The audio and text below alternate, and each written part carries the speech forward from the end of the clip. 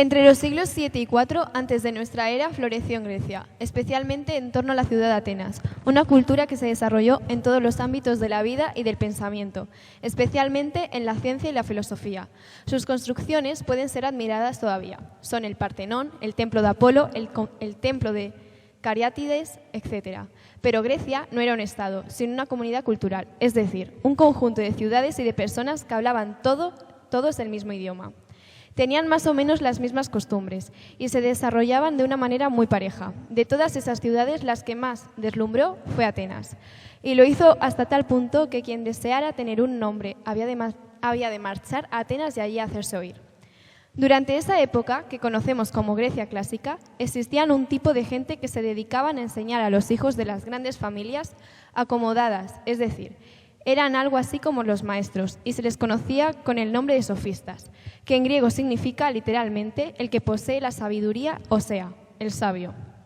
Pues bien, estos sofistas viajaban mucho, de ciudad en ciudad, aprendiendo en todas ellas y enseñando a sus alumnos a ser unos futuros gobernantes.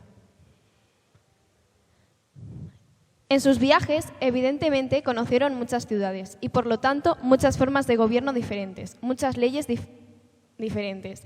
Y al ver las diferencias que mostraban las leyes de unas ciudades a otras, llegaron a una conclusión bastante sencilla. Las leyes humanas no pueden ser como las leyes naturales. El ser humano desconfía de la eternidad de la ley.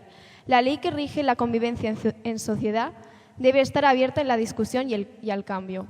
No podemos actuar contra las leyes que rigen la naturaleza, pero sí que lo podemos hacer contra las que rigen la vida entre los seres humanos, y eso, a fin de cuentas, significa que esas leyes no son universales, sino que no son más que acuerdos a los que han llegado las personas.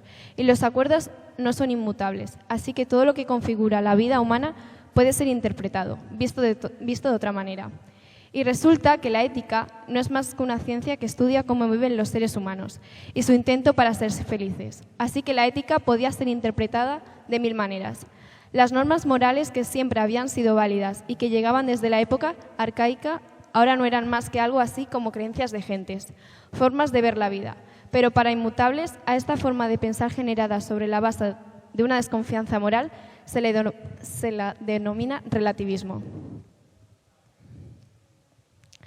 El relativismo es una forma de pensar basada en que no existe ninguna verdad inmutable. Y puesto que nosotros hablamos de ética, lo que nos interesa es el relativismo ético o relativismo moral.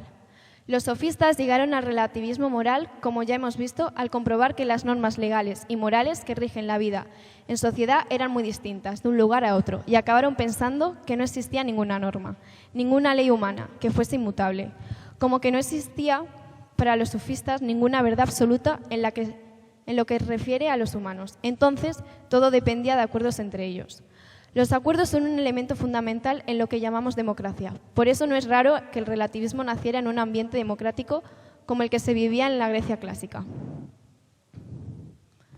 A primera vista, si os fijáis, el relativismo parece muy democrático, pues elimina los valores universales y los reduce todo a acuerdos. De esa forma se acaban las pretensiones de gobernantes autoproclamados especiales, de ser divinos, elegidos, inmortales o cosas por el estilo. Ahora bien, si ninguna verdad es absoluta, resulta evidente que no podemos defender nada más allá de los lugares donde nos encontramos. ¿Y qué serán las diferentes sociedades de las que decidan lo que está bien o lo que está mal? Por ejemplo, si no existe ninguna verdad absoluta, entonces, ¿quién me puede asegurar que las teorías de los nazis no son igualmente válidas a las mías? Si la verdad depende de acuerdos, ¿quién puede afirmar sin problema alguno que no se pueda realizar la ablación de clítoris de las mujeres en determinadas sociedades? ¿Y qué ocurriría si mañana nos levantásemos la mayoría con el pie torcido y decidiéramos que pegar a las mujeres no está del todo mal, que a fin de cuentas son seres inferiores, y todas esas estupideces que por desgracia todavía es posible escuchar entre aquellos cuyas neuronas provocan eco en el interior de su cabeza?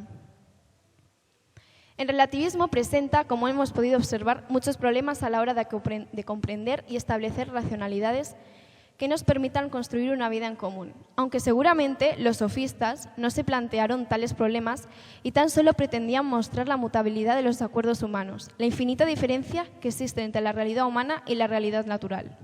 De esa forma, los sofistas, en el fondo lo que mostraban era la grandeza humana, pues al ser pues el ser humano se convertía, según esta posición relativista, en la medida de todas las cosas. Esta frase explica todo el pensamiento sofista al resto de la verdad ética, pues todo depende de lo que el ser humano decida. Una versión radical del relativismo moral es el escepticismo, que también se dio entre algunos sofistas. El más famoso de los escépticos fue Gorgias. Los escépticos piensan que la verdad o bien no existe o bien no puede conocerse. Aplicado a la ética significa que ni siquiera los acuerdos democráticos entre los humanos son una verdad y por lo tanto pueden incumplirse sin que por ello la acción de incumplirlos pueda ser catalogada de mala. Es decir, que cumplo la ley si me da la gana y si no, pues la cumplo. Pues no la cumplo. Evidentemente, el escepticismo presenta problemas mucho más serios que el relativismo, pues impide directamente la vida en común, que está basada en acuerdos constantes. Los sofistas, en el fondo, nunca presentaron posiciones escépticas en el ámbito de la política o de la ética, y se referirían más bien a posiciones de la epistemología, una rama de filosofía que ahora no viene al caso de estudiar.